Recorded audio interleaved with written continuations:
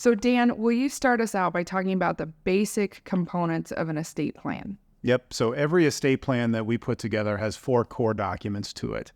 Those 4 documents being a financial power of attorney, a healthcare power of attorney, a will, and a trust. And that trust is a revocable living trust. Those 2 powers of attorney are documents that are operative while you, the person creating the document, are still alive.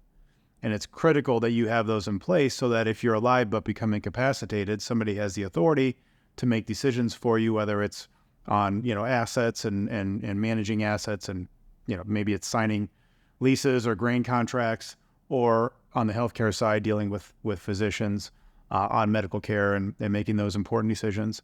At death, those documents are void and they get replaced with your will and your trust. And your will and your trust, unless you have minor children, are all about transfer of assets. If you do have minor children, your will is critical to appointing the designated guardian for your minor children. Beyond that, your will and your trust will transfer assets. Each one of them does something a little different. So a will is a document that is by definition administered through a probate proceeding. A will is it transfers assets that I always say have nowhere else to go. So what does a will transfer? It transfers assets that were not jointly held. It transfers assets that have no beneficiary designation. So if you think about payable on death or transfer on death beneficiary designations, it transfers assets that were not placed inside of a revocable trust before death. So those assets have nowhere to go. It's owned by a decedent, and that decedent is gone. What do?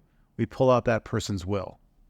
Oftentimes, we try and avoid using the will as the instrument to transfer documents because, again, by definition, you're going through a probate proceeding.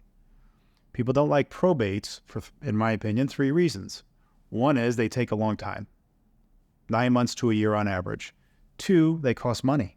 You got to pay people like me to do it because it's a judicial proceeding.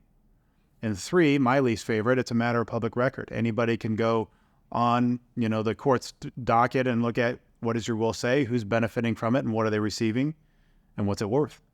So, typically we don't plan on using the will. Everybody should have a will as a backstop in case they have that asset that has nowhere else to go.